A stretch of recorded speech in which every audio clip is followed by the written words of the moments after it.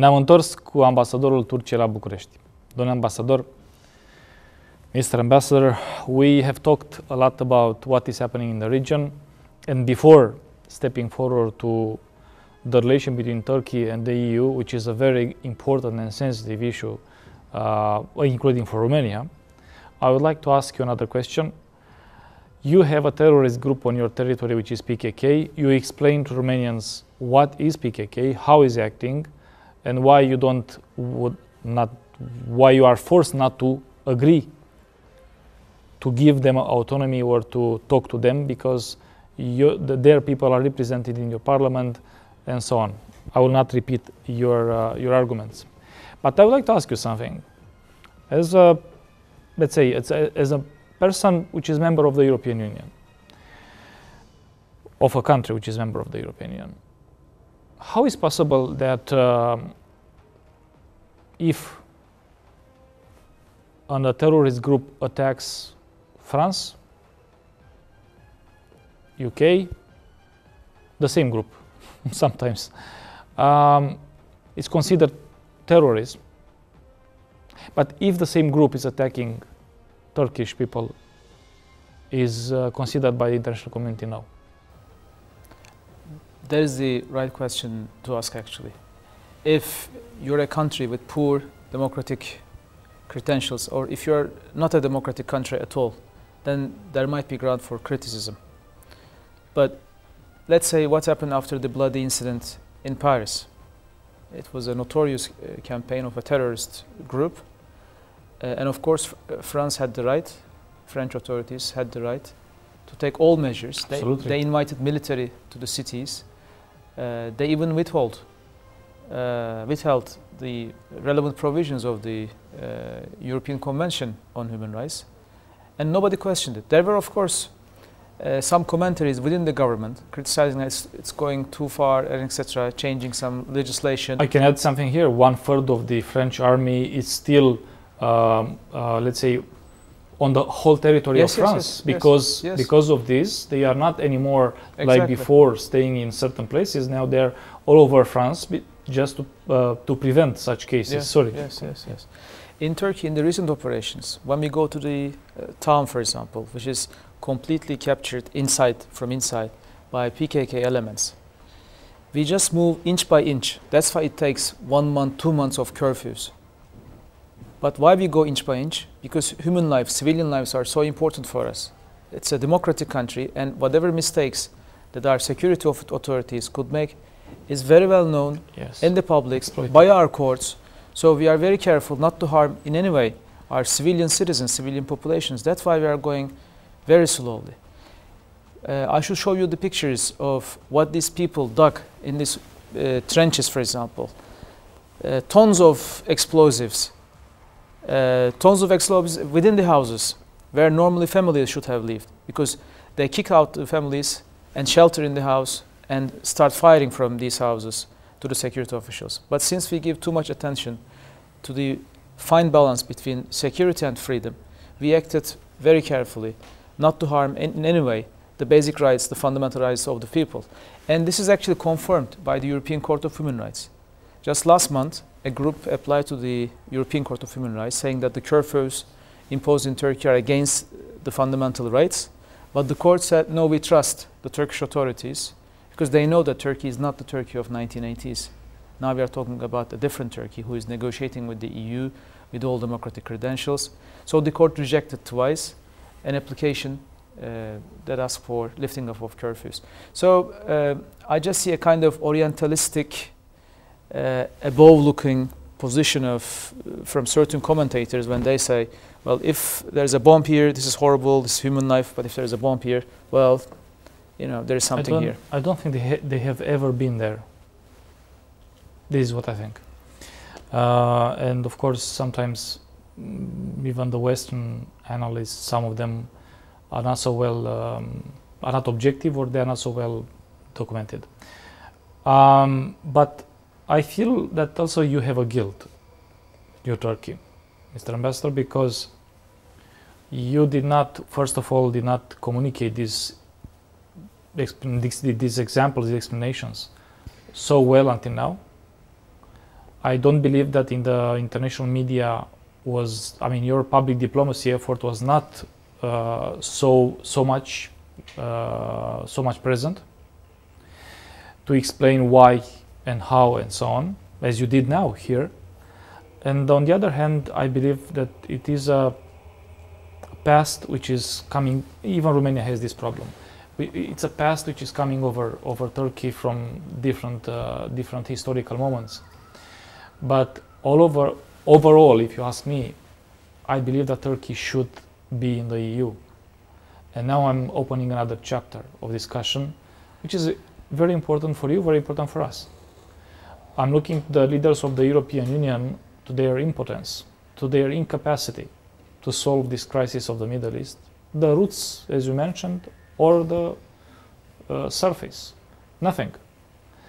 They had, of course, their, let's say, their secret services, intelligence services, I'm sure, or their whatever analysts made them very clear reports regarding the evolution of the Middle East. And what the European Union did was nothing. Now, we were actually shouting for years now, the danger is, the flood is coming. Exactly. Both on the this irregular migration issue and also on terrorism issue.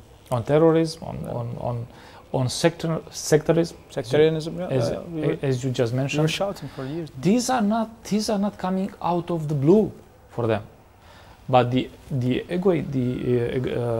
egoist attitude of these countries was so powerful that they preferred to let the crisis go on. And finally, I saw Germany, to my surprise, because it was the first time, saying we are ready to open more chapters, we are open to negotiate with Turkey. And it is not, of course, a sincere attitude, it's just because of your capacity to keep Europe, let's say, secure, and in the same time to keep Europe away of the problems, because you have 2.6 million migrants, where Europe has, all Europe, it's not more than 1 million.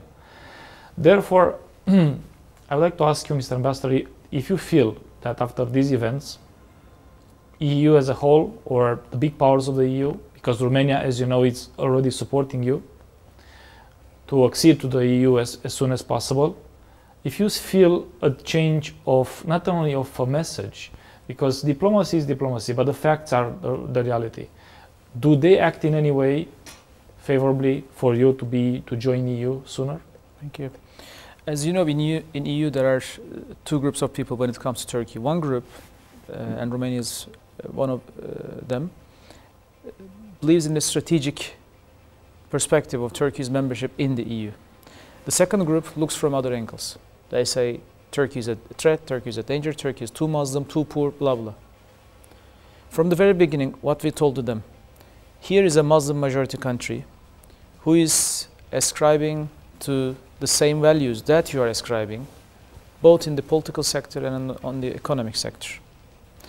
By pushing this huge country, which has a very rich history and which has already been European, if you take it from the Ottoman times, and even today we are already European. We have more than 3 million Turks living in Europe. And we are already in Europe? Or in Europe, yes. Living in Europe. How many are in Germany? Do you know? Slightly more than 2 million. So it's a big community. Okay. You know. And they are complaining of receiving. No, we are already in. Exactly. I mean, without Turkey, Europe will continue to be a political dwarf, and we were saying it from the very beginning. Of course, we are not saying, well, just because of political considerations, do not see our problems or our mistakes or whatever.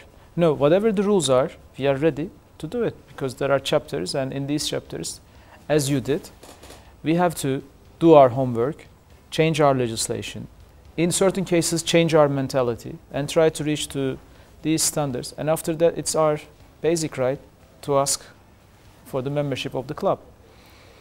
But strategic vision actually didn't work for many years. And in 2005, about 10 years now, relationship were stalled. It is unfortunate that a huge crisis actually would again trigger us to get together again. Tragic in the sense that we only remember each other during crisis times. True. It should not be like this. You know, we should have been partners. we are partners and essential partners for each other on many issues. It could be on foreign policy issues, on domestic security issues, on migration issues, etc. But anyway, nothing is too late. On November, we agreed on 2 clusters on things. One cluster is about irregular migration, to stop migrant flows and supporting Turkey's capacity to deal with refugees inside the country. And the second cluster is about Turkey's EU membership process. We decided to re-energize what we call to the relationship. And even here, as you said, we are poor on communication.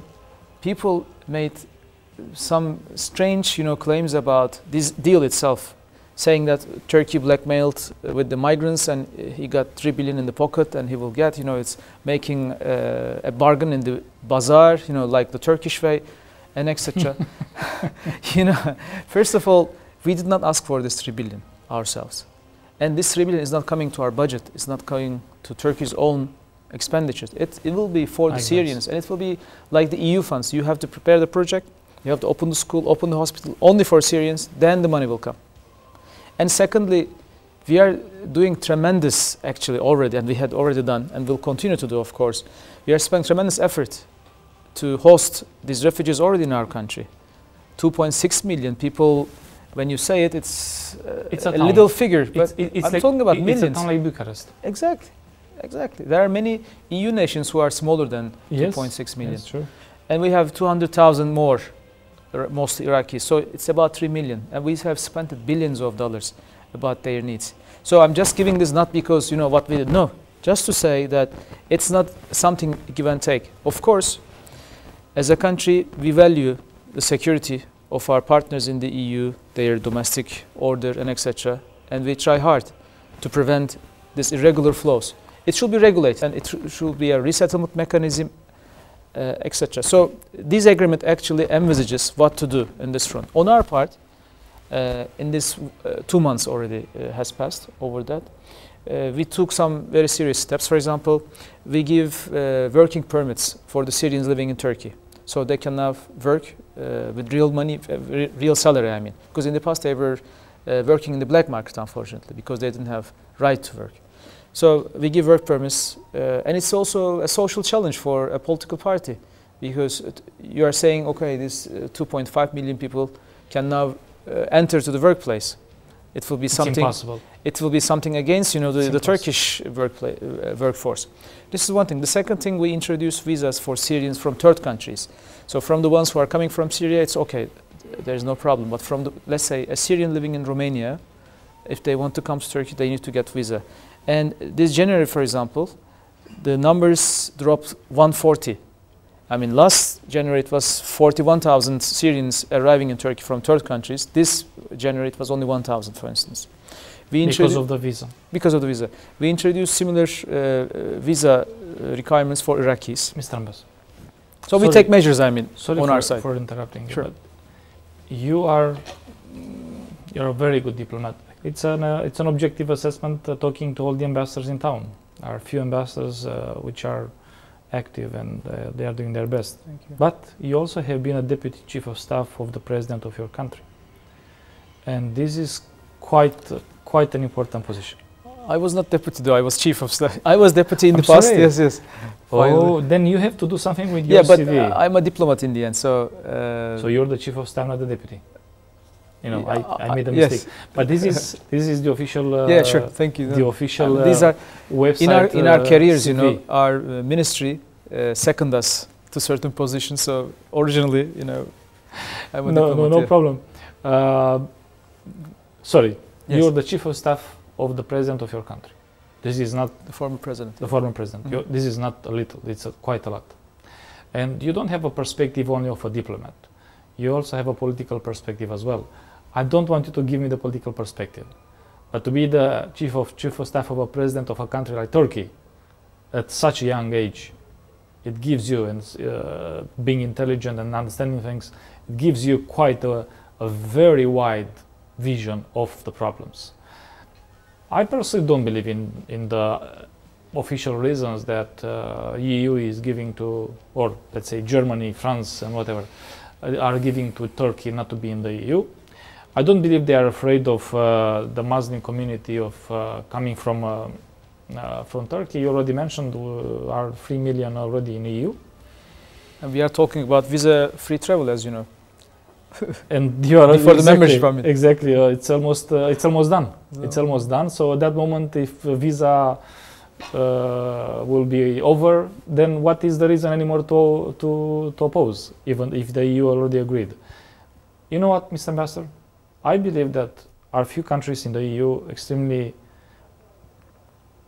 careful to their power to be maintained. They forgot about the spirit of the EU, the idea of the EU, the parents of the EU, which meant to have a power to oppose war, to oppose, let's say, destabilize Europe again. Those are the basic principles of the European Union. What is Turkey bringing? Exactly this. We don't have any army in Europe to be equivalent of yours. We don't have a position to the Black Sea or in the region as you have. So my perception, and now I'm speaking to the former chief of staff of the president, is that Germany and some other countries are afraid of the big number of future European population, which is about 70 million. Correct. And Germany itself is about 70 something, almost 80 million. So you would have an equivalent political power as Germany now in the EU. The number of MPs, the Euro MPs you would have in the European Parliament, the influence you would have over the European Commission, your strong army and strong economy is not Romania having a divided political class with a large population, but far, far beyond you, without an army like you have and without the power that you have. And my feeling is that even though this would be in the advantage of the EU, in the advantage of Romania, in the advantage of the countries, small and medium countries, the big countries are afraid of you because you would represent not a new leader, but certainly a competitor for the leadership of EU. I'm starting with my analysis. Okay. Well, thank you for your compliments. I was a diplomat and I am still a diplomat now, so there are of course rules and limitations, but I can certainly say some leaders in Europe acted with political considerations, definitely. And this is wrong. This is wrong in the sense that strategically they are losing the bigger picture and the vision. It's not about, Turkey is doing poor in certain freedoms, rights, and etc. It's something, whether you see Turkey as an equal partner. I'm not talking about membership, if you realize.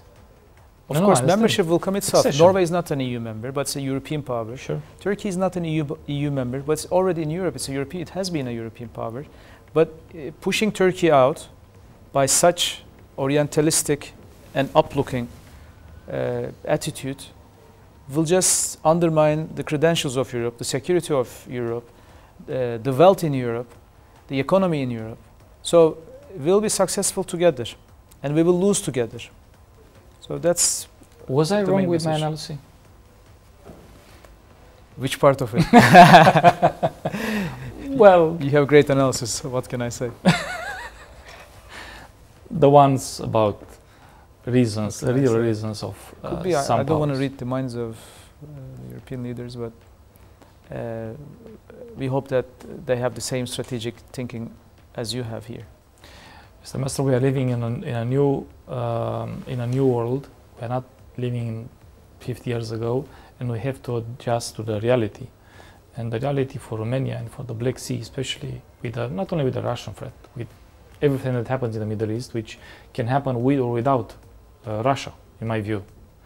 No matter who is involving who, cannot be ignored by the European Union. And that's why I asked you if you feel, and I insist on this, if you feel that now European Union as a whole, or the big powers of the EU, understand that their freedom of their citizens depend on Turkey, and forced by these events they manage to promise more or to be more engaged with Turkey.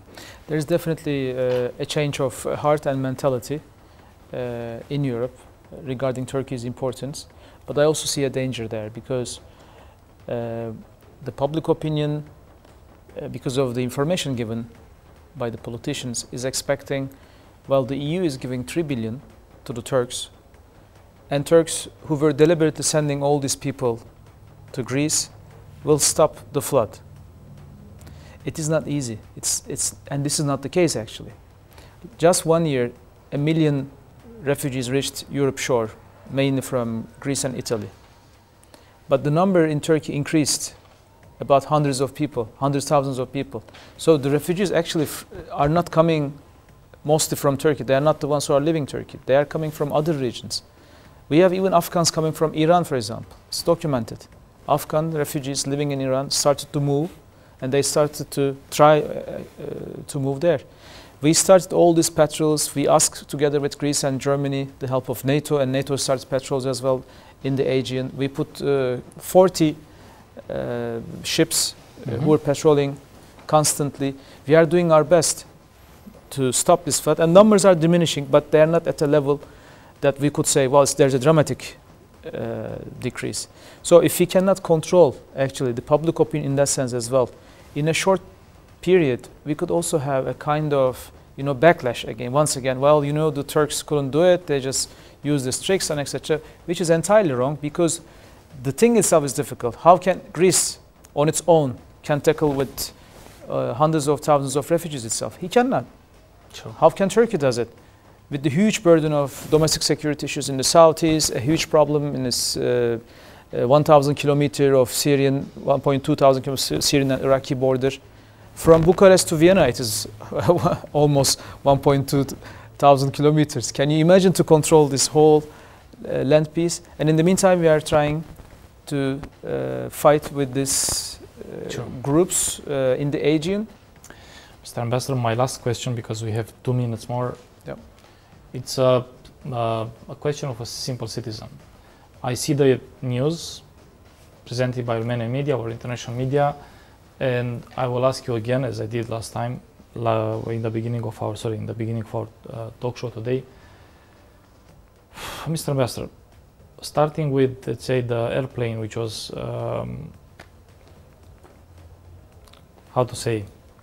crashed. I will not say it was crashed by you or it was on the border or not.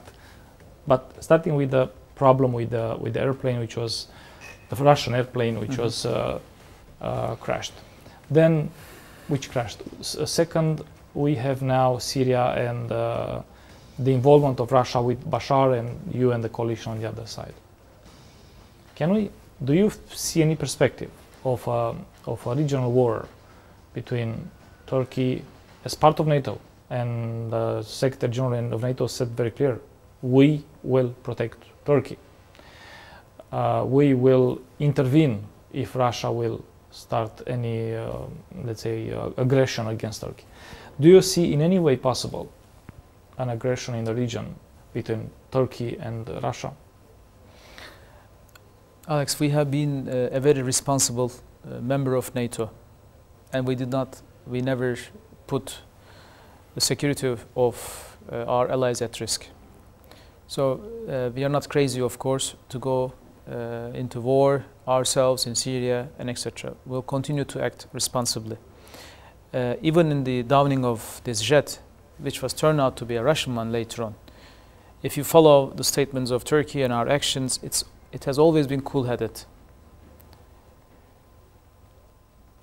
We did not, if we wanted to increase the tension, we had every right and also means to do it, but we did not. We tried to cool it down. So we will continue to act as a responsible member of the international community.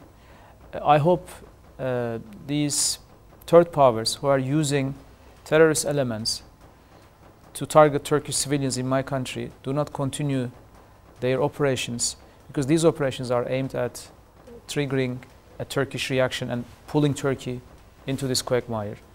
But we will try not to, give in to these pressures and continue to protect our security, but also behave as a responsible member of the international community. Okay, well, a diplomat answer, but I understand it, and it's difficult to actually see what can happen in different situations. But Mr. Ambassador, it was not only a pleasure, it was also very informative and interesting to discuss with you, not only about Turkey, but the whole region and the perspectives of the region, of the EU in the relation with Turkey and the relation with the region. Let me have one last question. Do you feel the support of Romania? I saw President Iohannis' declaration saying that it's supporting totally Turkey in fighting terrorism. And I want to, probably we're not, I mean, our power is not so big in the EU, but do you feel the support of Romania now? Yes, yes. As you know, in the last 2 decades, the relationship have always been strong, regardless of the political colors of our leaders. So yes, it is the case even today. So we are grateful all this support coming from both Mr. President and also from the government as well, because we also have a good, strong statement from the Minister of Foreign Affairs and sure, Mr. Minister himself. Yes. So we are grateful to that. Okay. Well, thank you again for coming. It was a pleasure to have you. And so I'm very sorry for what is happening in Turkey and the people that are dying because of terrorist attacks. Hopefully, EU will understand at the end what is the interest of the whole EU, not only of the few countries looking to their own interests. And I hope to have you as a guest again with more good news, not only with this bad picture hopefully, of yeah, the region and what is happening there. Thank you again for coming. Thank you so much for having me. Vă mulțumesc și noastră pentru faptul că v-ați uitat și vă așteptăm săptămâna viitoare la o nouă emisiune cu un nou ambasador. Iar în același timp vreau să nu uitați că aveți un aliat în tot ceea ce înseamnă fără de legi în România. O seară bună!